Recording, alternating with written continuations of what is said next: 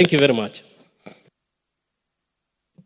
Very well. The Honorable Suzanne Kiamba. Very well. Thank you, Honorable Speaker, for giving me this opportunity to also make a contribution to the President's speech. First and foremost, Honorable Speaker, I wish to appreciate two important things. One thing that I actually liked in that speech is the promise that there will be exemption of taxation to agricultural inputs. I hope that is implemented very fast because our farmers are suffering with very expensive inputs that has made farming unprofitable.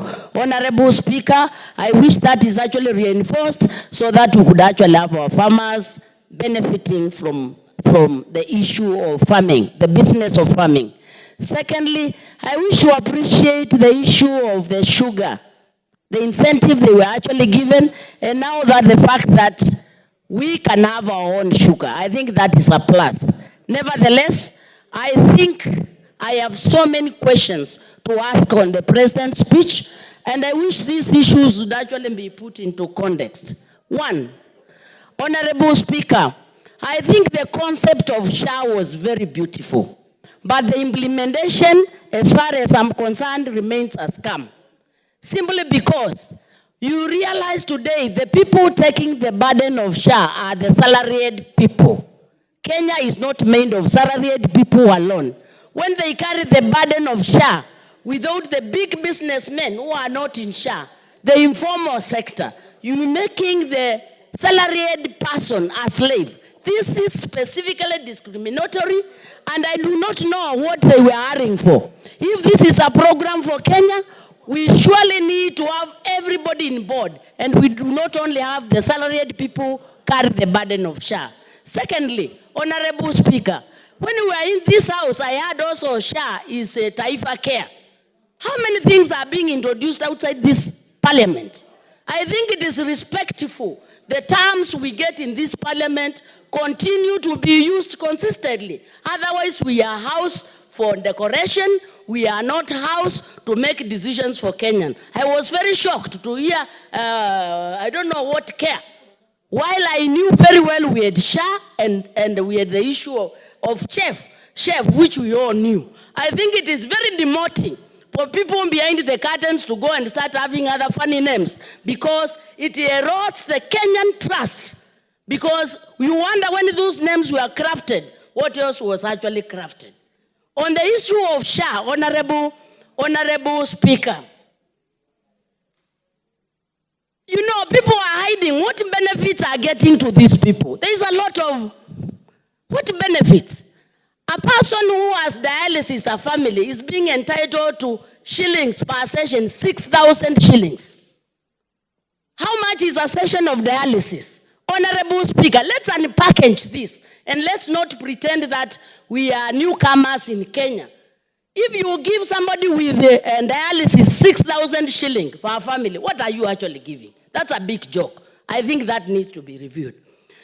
Honorable Speaker, the Andan in SHA must go out. If we have said Andan is corrupt, Andan is corrupt all through. We cannot have an element of Adan in SHA, and it's being covered up to think like we don't have Adan. We need Adan out of SHA, Honorable Speaker. And I think that is actually in order. Honorable Speaker, yes, my second point goes to... Order, there's a point over there.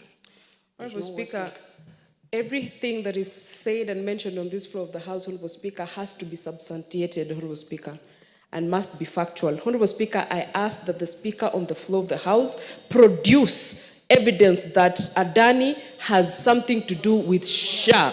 Honorable Speaker. Honorable Speaker, I think that member must be very foreign. Order, Honorable Member, and the language in this House is not that casual. This is a House of order, House of rules. Members risen from his place and ask that you substantiate the issue of the relationship between Adani and SHA.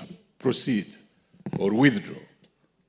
Honorable Speaker, if I'm not reading right, one of the companies that is actually implementing SHA is in partnership with Adani. And it is all over. Honorable Speaker, I can actually bring that information if you give me time. Order, House of Records, could you proceed and name the company and produce the documents of that company and its relationship with the same? And the House of Rules and Order.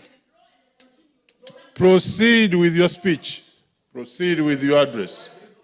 Honorable Speaker, I can see everybody's in arms because this House has decided that any other voice should not actually be heard. But Honorable Speaker, protect me. My second point, Honorable Speaker, nobody is against public-private partnership. And when we say we accuse Adani and the Kenyans rejected the issue of Adani, it is not issue of rejecting public-private partnership. Add the 100 minute. Yes, her time was taken away. 1 minute. Honorable Speaker, I need my God. Honorable Speaker, I think, Honorable Speaker, the issue of governance. I think the President talked about this. But recently, when we had what we are calling the broad-based government, what we are witnessing is a case where the opposition has joined the government. I can say practically in this House, we don't have a functional opposition because everything is becoming yes, yes, yes, yes. And I don't think Kenyans are getting what they should get out of the parliament. This is reducing the democratic space that the Kenyans have actually worked so hard to develop. Honorable Speaker. We can't block up. Yes, what's your point of order, Honorable Member?